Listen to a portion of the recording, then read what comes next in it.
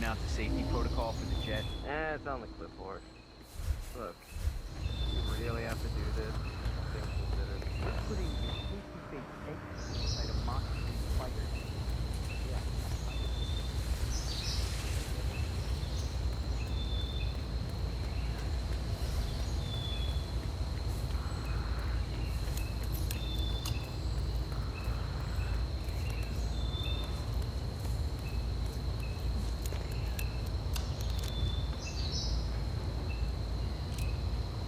Target down.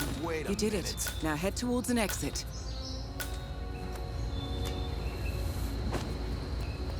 Come in, Central.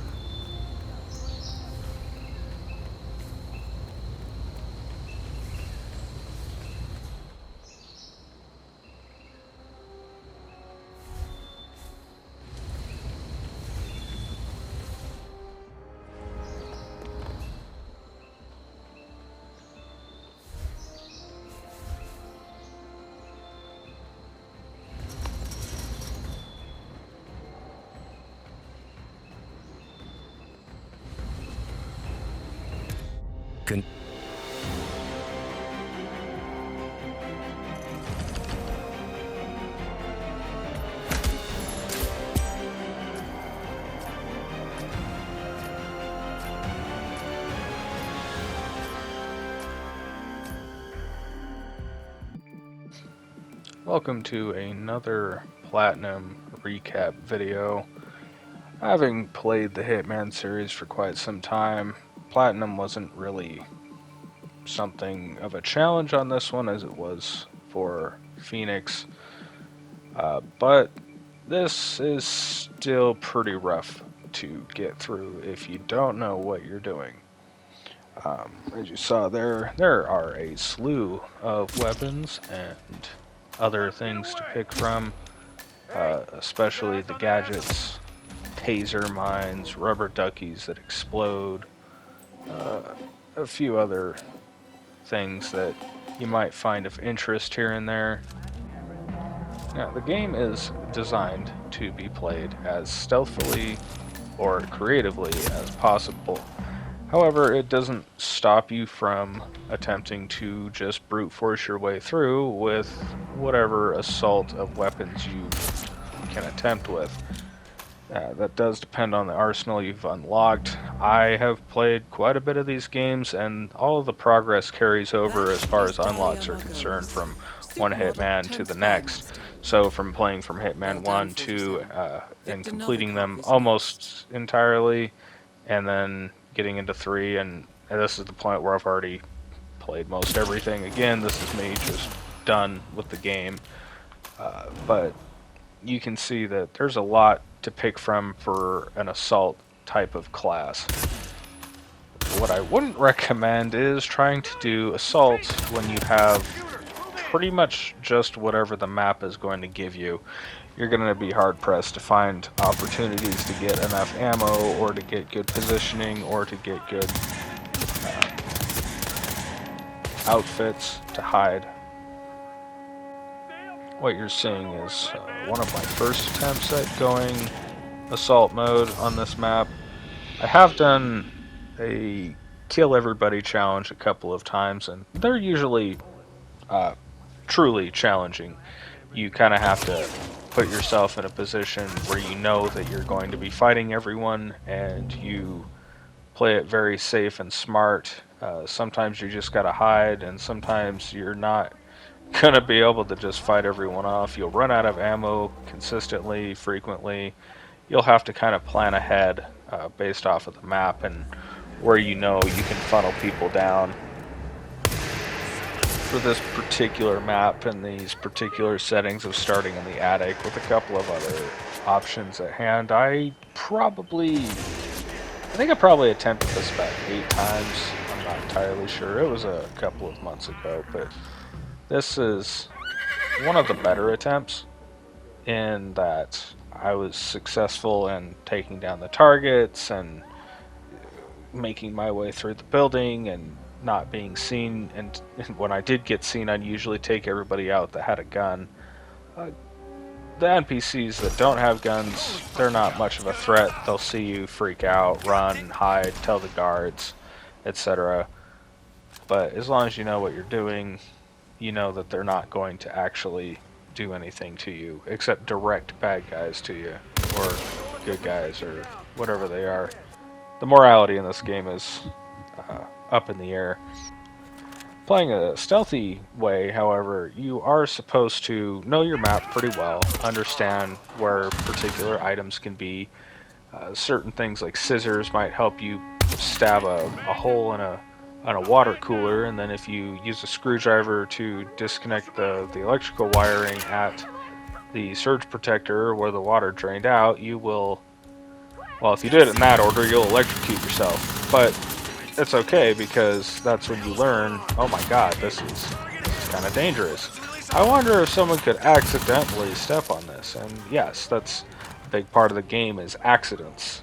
If someone dies via an accident, no one's really alerted. If you're standing there, they get kind of suspicious of you, but if you're not around, that's never going to come back on you.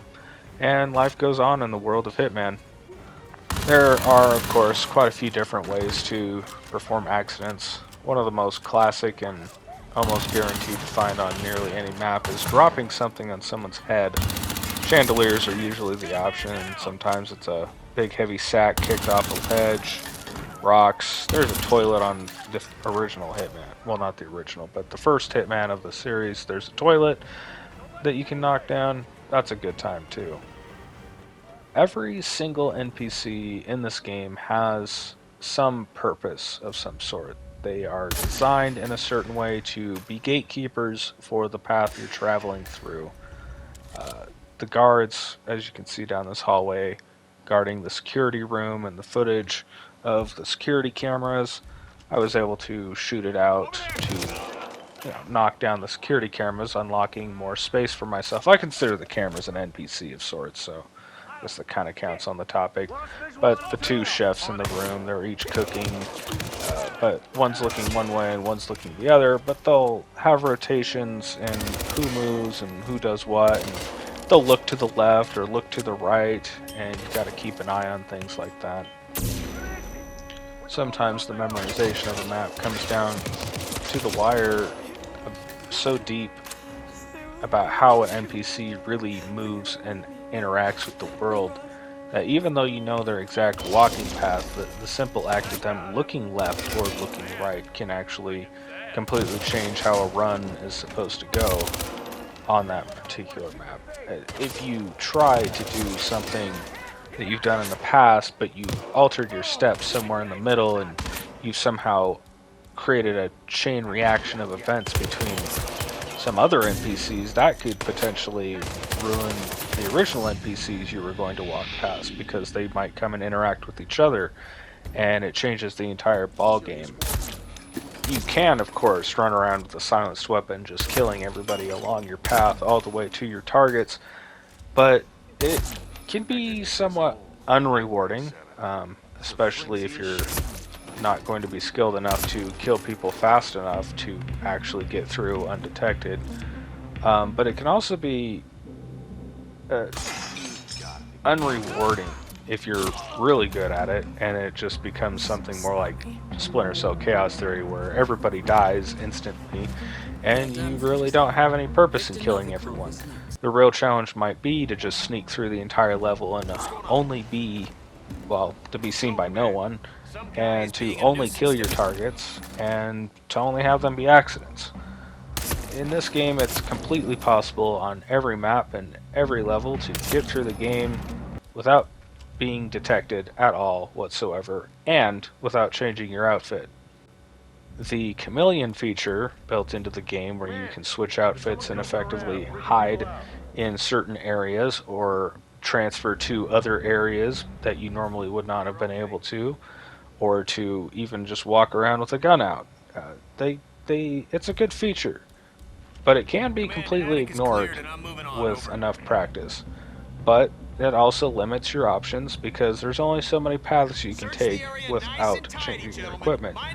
By changing your outfits, you are essentially delving further into the story, and the more points of interest you come across, the more you really learn what's going on in the world. For example, this is a spoiler, so skip to 10:45 if you don't want to hear it. In Sapienza, you can dress as a psychiatrist and go speak with Caruso, who basically reveals to you that the reason his mother is not alive is because he decided to smother her.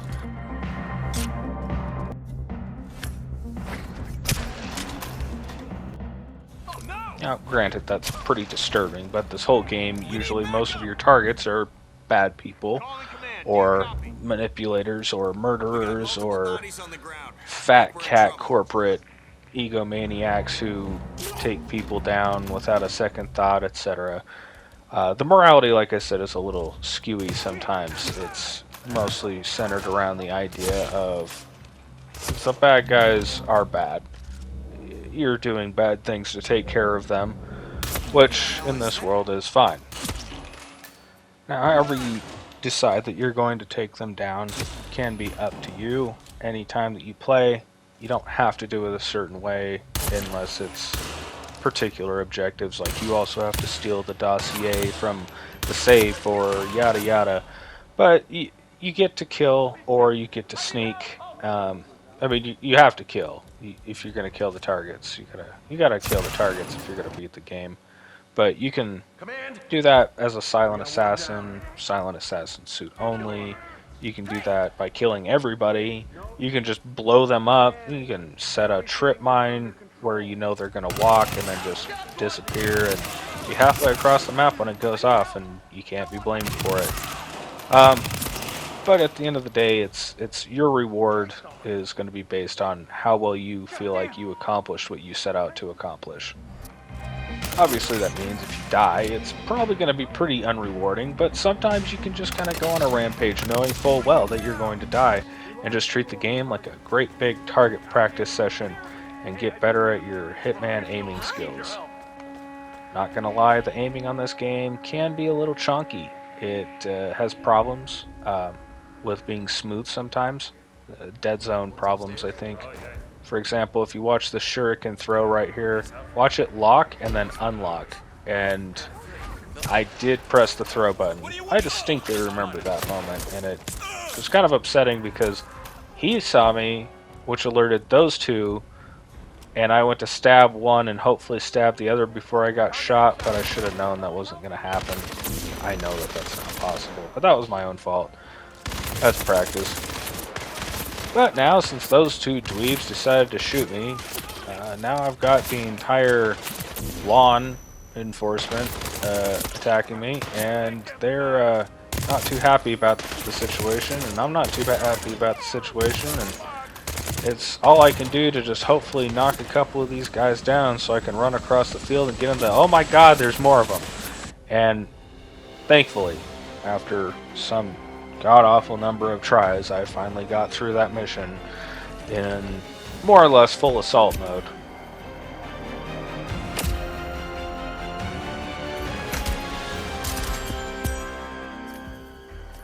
And without further ado, let's go over some of my favorite ways to die in Hitman. One of the biggest ways to die, especially if I'm playing as Agent 47, is if you try to play hero.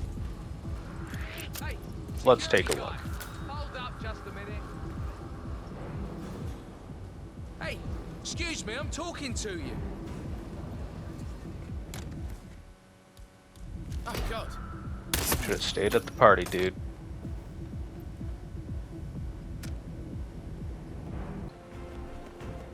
If you deliver flowers, or are part of a flower delivery service, there's a pretty good chance that you could get shot in the back. Or, if you're a biker faking his injury on the floor, like a lying coward, if you go on a wine-making tour, that might get you squished.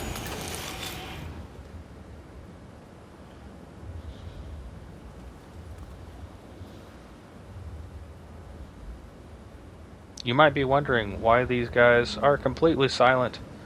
My best theory is going to have to be that they are frozen in terror, because I really have no clues. If you witness a murder on the beach, that might get you killed. If you're taking a smoke break while working in Sapienza. If you try to get up after getting shot in Sapienza. If you are hanging out on the beach in Sapienza. You might get shot.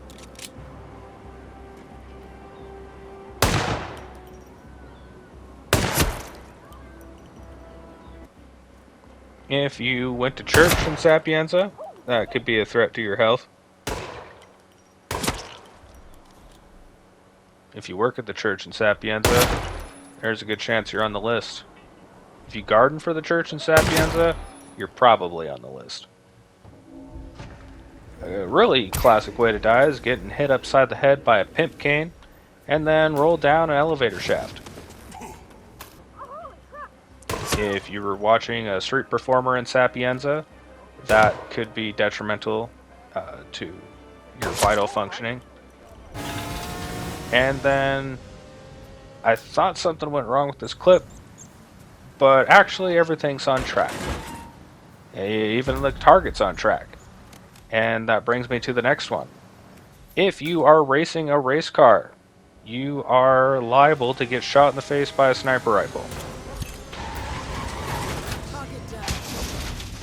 Next up, Robin.